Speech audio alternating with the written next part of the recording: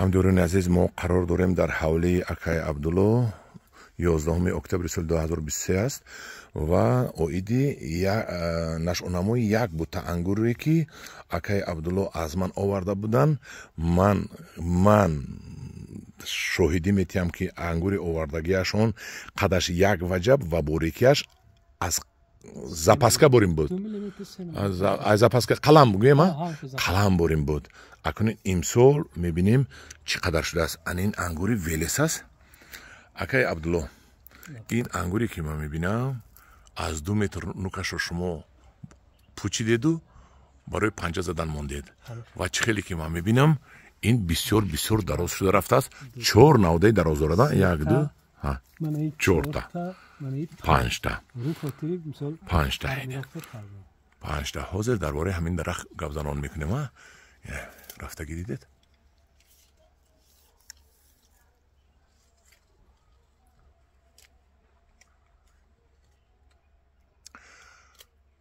Акай Абдулло, шумо ҳамина моҳи феврал харидагӣ будед аз ман, ёдамда ҳаст. Гирифта будед, моҳи феврал оварда будед? Март? Акун гап занед дар бораи ҳамин дарахт, ака. Гап занед. Дута дарахт овардагӣ будем, ҳам ду дарахти ҳамин дар ҳамҷа ҳар душам қават ба қават шунондагаи. Мана якташе, наҳа. Мана ин. Мана нигоҳ кунед, инам чӣ хел. Мана чӣ хел парвариш карда шудагаи, нигоҳ кунед. Бед ҳамҷа истода гап занем. Садда кардагаи, инам формировка шудагаи. Ду тараф у тараф рафтагаи, ду тараф и тараф омадагаи. Бед ҳамҷа гап занем дар бораи ҳамин. Не, бия инҷа да. Балки бихотири ки мисол дар кам тарак гап занед. Хай. Бола индам як хадра ай бехуш буромада буд, шумо маслиҳат дода ки таи хок куне.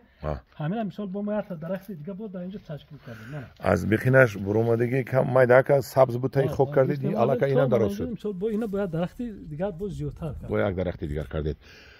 дар бораи ҳамин гап занед. Чӣ хел кардед ки ин қадар калон шуду дар яксола дарахти шумо аллакай соли оянда 15 кило не зиёд 30 кило мебандад. Ҳама аниқ мегӯям. ҳамина мо ҳамин хел кардем, ҳам чӣ хеле ки гуфтем дар биогумус зиёда 1.5 сатил дарахт гирди ҳамина мо биогумуса рехтем.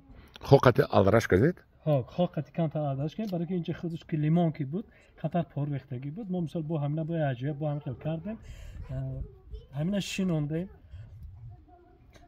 давоми ҳамин солда ин хадре буромадаги тайхо кардем. 2 метр шуд. 2 метр ина баъди сарша пӯчидем. ҳаман ҳамин 5 та хадра кард. ҳамин хадрара ҳозир мо мисол метр карда ҳолам дарахт истодагӣ метр намекунем, ман бовар мекунам. 19 метр 6 сантиметр ҳамин хадра, ҳамин 4-5 хадрае ки кардагай 19 метр 6 сантиметр дар ҷамъ, ҳа? Дар ҷамъ, ҳо. 5 ҳар як хадратон ина 6 метр шудагӣ. 7 метр хадраш калониш 7 метр шудагай. Ин тараф 2 метр. ҳамин сабаби асосӣ ҳамин чи аст? Меҳнат аст бо чи аст? Дӯст доштан. ҳамин як хел мардум мегӯянд ки ҳамин ангур хати худат гап мезанӣ. ҳамин хел мумкин ҳамин хел боша ки мисол камтар вақт ёбем, ҳамина мисол баргша мечинем, он хадрои зиёдтия мечинем, формировка карданам чӣ мекунем. ҳар кас ҳар хел мекунад. мо як қаламча кардани ангура аз баҳор як чӣ кардем, як таҷриба кардем. ҳамин таҷрибаро биё дар ҳамҷа мо мисол чӣ хел ҳамина мо ташкил кардагем. нигоҳ кунед, мисол ҳар як 40 сантиметрда як хадра мондагӣ. ҳамина мо аз баҳор 60 сантиметр мемонем мебурем. ҳар як буғум як хуша ангур метия. ҳар як буғум як хуша ангур метия. 60 сантиметри дига қариб 7 хушаи дига дар ин тараф метия. як хадра тарафи дасти чап мере, як хадра дасти рост. ана ҳамина формировка метед. ҳам мисол мардум бисёртар як чашмак ду чашмак мемонанд. мо ҳамина агар 50-60 сантиметр монем ҳар ду тараф. ҳаштаги даҳтаи мисол нигоҳ кунед ки чӣ қадар ангур ҳосил хубтар медиҳад. дуруст. акун ангура формировкааш ҳар хел мешавад. тойфира мисол мегирем, тойфаи лалмира шохи бузборин дута сета монда мебуранд, рангаро дигар хел мебуранд. ҳар як ангур хелон ки ҳаста мисол кам ки мебандад, ин хушаш ки майда аст, бисёр монема зарар надорад.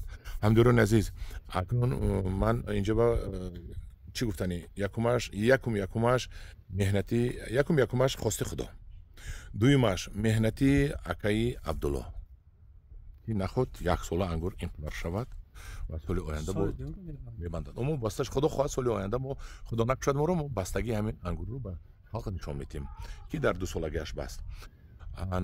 баъд чӣ гуфтанӣ ҳастам, сеюмаш ин меҳнату нигоҳубини дуюмаш меҳнати ака Абдулло, сеюмаш додани ғизо сари вақт ва илмнок додани ғизо, аз меҳнат натарсида сари вақт нигоҳубин кардан. чорумаш сабр аст. сеюм ё чорумаш сабр кардан ва дар натиҷа гирифтани анамхел ниҳолҳо мебошад. ҳамдиёни азиз, шумо ҳам ба ман бисёр ниҳол мехаранду мегӯянд ки ниҳоли нашуд. Чӣ ба нашуд? Мешавад. ҳамдиёни азиз, як чиз нишон диҳам. Акаи Абдулло ҳамин қаламча буд ё решадор? ин қаламча. ҳамдиёни азиз, ҳамин қаламча рози бинед, як сюрприз нишон медиҳам. қаламча ғафс шудагӣ, чилики мамбури ғафс шудагӣ бинед да. бинед қаламча ҳамин сол қаламча шинондан, ҳамин қаламча бастааст. ин чӣ ангур бошад? як чашед канӣ. ман начашам ки ҳозир ҷанҷол мешавад. ман таҷриба надорам, барои ман намефаҳмам ки мисол чӣ ангуре, мумкин шумо хубтар медонед. бехш куҷа навистаги ангури гигант будааст.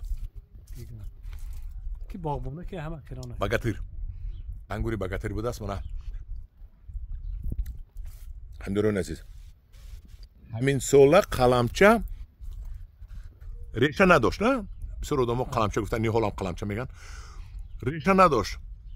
решадор кардан ва бо бастааст. якта, дута, дубора бастааст. ин хел маҳорат ки дорад? танҳо ва танҳо акаи Абдулло дорад. акаи Абдулло, як ҷаҳон ташаккур. мана ин ниҳолчаҳои кишмишҳои беҳамтоятон ки мо аллакай эълон кардем ки мефурӯшем. одамо мегӯянд ки ниҳола нишон те. мана ниҳола нишон додам. чӣ хел ниҳол аст? ҳамдиёни азиз, дар паноҳи худо бошед, бо гурӯҳи ангуру ва боғ бошед. кадомида маъқул бошад лайк монед, поделиться карда, илтимос ёру рафиқотонро пригласит кунед, даъват кунед, ба гурӯҳи мо шомил кунед то ба ҳам тамошо кунанд. ака Абдулло, раҳмат ба шумо. Хуш омадед.